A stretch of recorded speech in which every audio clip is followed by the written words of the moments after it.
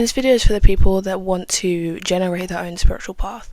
They don't want to listen to this new age nonsense, but they also don't want to follow the constraints put in the religious sense, like the rules and regulations that are applied to spirituality from those that have gone to religion to spirituality, and they can't differentiate between the two. They think you have to limit yourself in the same way, if that makes sense. You don't want to get caught up in labels, basically. You just want to live and practice the spiritual life and have that your own unique spiritual connection with God. This video is for you. You may be feeling like you need direction. You may be feeling like you've been asleep for a while, even if you've been practicing spirituality previously, or you've had awareness of it. You feel called to have a new connection, really embedded, really, you just want to have purity to this new connection rather than tainted opinions, external validation. That's the word, external. What you really want is to have and generate your own connection that is yours. You want it to be just you and God, the universe, the void, the quantum field, whatever you want to call it, whatever labels, yappa. Labels are labels, bro. You don't need to know what it's called, you just need to know what it feels like. You need to recognize it's internal. So this is the thing I want you to do. Stop consuming spiritual media. Because that basis, that premises, tells your mind that I need to search outside of me for spiritual guidance. When the whole reason you want to get into this in the first place is to be spiritually guided by yourself and have faith and trust in the God within you. That is also in everything else, energetically, vibrationally, because everything is energy. God is energy and light. But you want to be unwavering in your conviction in yourself, because you have faith that your belief, your knowing that you have in whatever it is that you're living is guided by God, is guided by the universe, a higher power. So then why would you be searching outside of you for that power if you want it innately? Deep down you know you want to be able to cultivate it within yourself. So start off with that principle. Start off with, this is self-led. This is for me and me only. And I promise you, the things that you do need to hear, or if people share videos like this one that you're watching now and you needed to hear, it will be placed in front of you and you will have a calling, a feeling to watch it or consume that media, read that book. You will feel it, I promise you, especially if you do spend more time connecting with your own faith within you. Because then the more time you spend with yourself, the better you know yourself. Therefore, when you have the urge to consume this information, you'll know it's for you because you know yourself better and you know your feelings and your intuition better. So how do we practice this? How do we take this into initiation? First of all, stop consuming media. Second of all, do nothing. What I mean by this is, yes, people say that meditation is the best practice for spiritual development, and I completely agree. However, due to marketing and monetization of the spiritual world that's been created in the internet, because of this monetization of this industry, I would go as far to call it as an industry at this point. People will sell you healing frequencies and crystals and sound bowls, and making you think once again that what you need for spiritual enlightenment can be found outside of you. You need to look inside of you. So drop everything outside of you. Drop the meditation music. Drop the, everything, bro. Just leave it. Leave it. And just sit there with nothing, with your eyes closed, and do nothing. Now here's the thing, we need to redefine meditation, because your brain tries to define meditation as being able to sit and have a completely clear mind. If you go into meditation with that belief that that's what you're going to do, you're going to give up first try, because That's not what it is. Meditation, especially in this day and age where we're constantly consuming media and we're consuming we just don't give our brain times to rest and process everything it's just consumed. You're forgetting we have 5 senses. It's not just what you see, it's what you hear constantly, it's what you feel constantly. Not just physical touch, but emotional feelings too. Your body has to process that, and your brain has to process that. It's what you're tasting while you're eating, but you're eating and watching YouTube, so you're hearing and seeing stuff, and your body has to digest all this, physically digest the food, digest everything. You see what I'm saying? It's overstimulation to the max. And then you finish your food, and you go and watch more Netflix, or you have to rush to work for a shift, but because you're rushing to work, you don't even have time to process everything that's just happened. It's you constantly got to be doing something. Do you see what I'm saying? And that's not to say you have to completely cut out this consumerism, because that's gonna, some people may be able to do it, but others might not. I still do it because it helps me feel connected to the internet world, because everybody labels it as such a bad thing, but really the internet is labelless, and how you interact with it is the label that you give it. You give it the label. And I think the internet is great. It helps you awaken, it gives you new perspectives in life. You can really use it as a tool for education and connection. That's how I view the internet, but that's how I interact with the internet. That's how the internet interacts with me, through the algorithms. If I see something I don't like, I press not interested. Anyway, we're going to put that to a side. Back to what I was saying. You're consuming all the time. You need to give your brain a break. So what I want you to do is sit and do nothing. So with this overconsumption, of course, you're not going to be able to sit with a clear mind first time meditating. Like, that ain't gonna help. You ain't got the answers, Sway. You know what I mean? So how we're going to define meditation is the ability to maintain stillness throughout the chaos. Your brain will be screaming at you, saying what you did yesterday, what you ate today, some memory that you completely forgot from last year, something that, oh, you have to do that, you must do that right now, you gotta text your mum, you gotta, because what if something's happening in the family, you need to. Don't judge it, don't listen to it, just observe it. It's gonna feel strange at first because you're so used to being attached to your thoughts. If you think something, you feel like you need to act on it straight away.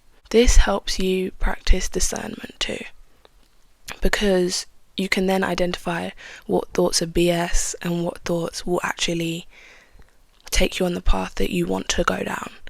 You know what I mean? You can have an intention for a goal or what you want your future to look like. Meditation will help you orientate your thoughts towards what you want your life to look like. Because the thing is, if you can't control your mind, how will you be able to control your life? Genuinely, if you believe, it's not even something to believe, it's a universal law. Your mind is like a hologram to this universe. It just projects out what it consumes. So if you don't know what's going into your subconscious, then you won't know what's going to appear in your reality. Because your subconscious mind is this 3D world. It's just the subconscious mind doesn't have the constraints of time and space. The subconscious mind is the dream realm. It connects you to the astral realm because there's the mind, body, spirit. There's the body, which is the physical, the 3D, and the spirit, which is the upper spiritual realms. Obviously, there's different dimensions, but the mind is the bridge between the two. Your subconscious mind is the bridge, and your conscious mind, your awareness, can travel up and down that bridge. That's why people have lucid dreams, astral projections, because they become aware, consciousness in their subconscious, because their conscious mind remains aware as the subconscious bridge is activated into the spiritual realm, if that makes sense. So that's when the state akin to sleep happens, when your body's asleep but your mind's awake and your subconscious is activated, and people have lucid dreams and all these out of body experiences and stuff. Anyway, I'm yapping. What I want to say is the subconscious mind is the projection of this world. This world is restricted to time and space, physical matter, the 3D. Your subconscious mind is the same principle, but it just doesn't have time and space. So things can be manifested instantly in the quantum realm. That's why in dreams you can just alakazam a sword in your hand, because there's no time and space. Anyway, So if you're constantly consuming media and your conscious mind doesn't have time to process it, it will go straight into your subconscious. And your subconscious is the projection, is the source of your external. So imagine if you're consuming such dangerous, extreme content that does exist in this internet world, but you're not processing it, and it's just having compound interest in your subconscious until it becomes a neural pathway, until it becomes a sustained belief, and then it's portrayed back to you in your reality. And you're like, oh, how did this happen? Girl, bye. There's a term called synaptic pruning, which is where the brain will go through the synapses and the neural pathways that are triggered a lot, thought a lot, believed a lot, felt a lot within the emotions, it will strengthen. But synapses that aren't used a lot, it'll be forgotten and discarded. You know, like in Inside Out, where they go through and they check all the memories, and the ones that are really, really faded, they throw into the depths. That is what this term is, synaptic pruning. If you haven't seen Inside Out, it's such a good movie. But anyway, so yes, don't stress about, oh my god, I've consumed so much media about I don't want it to be projected in my life. Remember, you are in control. You are the lighthouse. As long as you practice the act of doing nothing and you allow your brain to scream at you, because I promise you, things that you completely forgot about will come up. And you'll be like, oh my god, I haven't thought about that in years. I literally have this all the time. I have memories from when I was like 5. And I'm like, how the flip do I remember that? But it's because it was an unprocessed thought, an unprocessed experience. So it comes up. And you have to remain the observer. And even if you spiral, like, and you start thinking about it and you think, oh my god, I completely forgot about that. Oh my god, that was such a fun time. As long as somewhere within that internal spiral of thought, you become self-aware again and realize, oh, I'm thinking, I'm spiraling, like, you can just take yourself out of it and then just sit in the silence again. But it's a practice, and it takes time, and it takes dedication to commit yourself to sitting there and doing nothing, which can be difficult. But as you do this, it will become easier and easier. If you want to be self-guided and self-led rather than your spiritual path be dictated by all this nonsense that's online, then just sit with yourself and do nothing and allow your brain to process unfinished thoughts that you thought years ago, yesterday, thoughts about the future. Just let your brain process it, and I promise you will get to a point where you can sit and not think anything because your brain has processed so much. And some people might think, oh, it's going to take forever for me to process everything I've ever thought. Like, Your brain is more capable than you could even fathom. Okay, so just trust that everything that needs to get processed will be processed. Just be the observer. Just know sitting here doing nothing is going to sort out everything up here that I'm scared to confront. Because as long as you become the observer, you'll realize you are the I am rather than the thought. Do you see what I'm saying? You'll realize you'll be in a state of being rather than a state of thinking and doing. I can't explain it until you experience it. And sometimes it will literally feel like daydreaming. It will literally feel like, because sometimes you do get caught up in thought, and that's okay. You'll feel the innocence and purity that you did when you were a child. You'll sit there and you'll just have this, your imagination will spark again. And in these states, I sometimes get like prophetic things. Like, I will get like a flash of an image in my brain, and then like 2 days later, or like 2 weeks later, or 2 months later, I'll have deja vu in a moment because I've already seen it in my mind's eye. I have that with dreams. I have that with meditations. I have that very often. But one thing I need you to do with this is have patience with yourself. Have patience. Because you think so much every day. You think like 60,000 thoughts a day, probably more, maybe less, I don't know. And you've been doing that for the past years on end. This isn't to scare you, this is just to make you aware.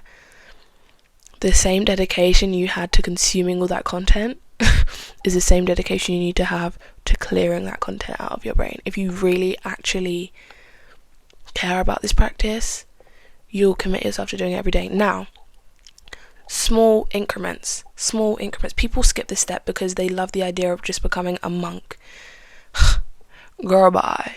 Like, even monks started out with just 5-minute meditations. Like, you just need to sit there in a state of being until you feel called to come out of it. Not when your thoughts say, oh, I give up. No. When you have the feeling to come out of that state, that's when you do it. Just do it naturally. Or you can set a timer, you can do what you want. But as I said, like, if you really truly want to be self-reliant, then don't use anything external. Make it internal, all of it. Just sit there, do nothing. But you are in the birthplace. If you're watching this video, you're in the birthplace of your origin story. You are in the birthplace of your revelations. If you really embark on this journey of committing time to doing nothing every single day and just closing your eyes and sitting there and doing nothing and connecting with that void behind the blackness of your eyes, with the void, with the God within, and you allow yourself every day to just sit in the chaos of your thoughts and disappear into the abyss of your life, the abyss of your subconscious, of the quantum realm, you're going to be so blessed. You literally don't know what's about to hit you. I promise you. And your intuition becomes so much stronger. I promise.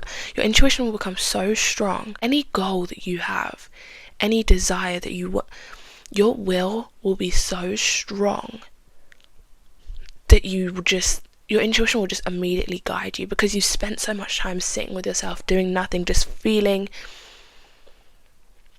your inner world, that whenever you want to do something or manifest something in the external world, it will light up a spark within you, in your inner world, that will just, it's like a freaking laser beam, and it will just align you to it straight away as long as you follow your intuition. But it's easy to follow your intuition after practicing this meditation of doing nothing, because you know yourself so well, because you know your mind, because you know your emotions, you know your intuition so well, that anything external will not waver you. Because if you have the ability, full storage, but if you have ability to stay calm in the chaos of your mind, nothing outside of you can waver you.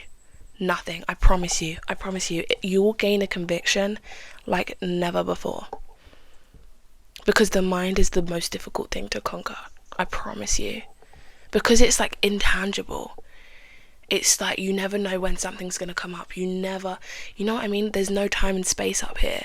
So it's really, it's the basic premises of fighting in darkness, fighting with a blindfold on. But if you commit to it and you show up every day, in this physical world of time and space, if something happens, you have the foresight. You have the insight. You're like, oh, well, this has happened now. Oh, well. And you just march on. It becomes so easy to overcome obstacles, I promise you. So, yeah, you're about to have loads of revelations if you properly embark on this. Just come at this process with a beginner's mind, with the innocence of a child. Make it playful, make it fun, make it feel like a ritual. Don't bring this hustle culture that's in the internet to this, like you need to show up every day and work and do. This is something that's intuitively led. If you want to do 5 minutes one day and do an hour the next day, or do half an hour the next day, that's up to you. Or if you want to do increments, like throughout the day, you do 5 minutes, do that. This is completely self-led. This premises is, don't let any external opinions dictate an internal process. Once again, don't let any external opinions dictate an internal process. This is between you and God, you and the universe, you and the quantum realm, you and your inner world. All the words that are the common denominator here is you. So why would you let anything outside of you guide it? Chew on that. And I promise you, another thing you'll realize is that as you meditate, you'll be able to view the collective consciousness from like a third point of view, like a bird's eye point of view, and you'll be like, damn, how are people actually like thinking like that? Like, people actually like hear this and they're like, oh, well, I believe it. Like, how do people not have critical judgment? Like, How do people not have self-awareness? Once you gain self-awareness, you see these NPCs and you're like, damn, what a sad little life, Jane. But commit to this. If you're going to do this, commit to this. Have patience with yourself. If you feel like doing only like 2 minutes one day, that's fine, as long as you show up. Doesn't matter how you show up, as long as you show up. Consistency is more important than quality, because quality will come in time, whereas consistency is the only thing you can control in the now. Trust yourself on this process, because this is your life. This is your mind. This is so... If you feel the call to do this, and you've had this revelation, it's time to come back to integrity. It's time to come back to your morals, your principles, where you want to be in your life, and commit to yourself. And you can do that through this practice. And the thing is, you're watching this now and you're probably really inspired, but when it comes to sitting down and doing nothing, it's probably the last thing you're going to want to do. But it's about making it a habit, making it a practice, and putting faith over fear, faith in yourself. I promise you, because when it gets to it, you're like, you just forget all the benefits. You're sitting there, you're like, I'm just sitting here doing nothing. Like, what is actually the point of this? You'll forget everything I said in this video. And you'll be like, huh? Why am I doing this? But just do it. Just do it for 2 minutes. Because like the time is going to pass anyway. So just do it. Just do it. Nike for the Americans watching this. But yeah, stay blessed and love your life and live for yourself. Live for yourself, these sacred souls. That's a good song. 4/4 as I say that. Anyway, love you. Bye.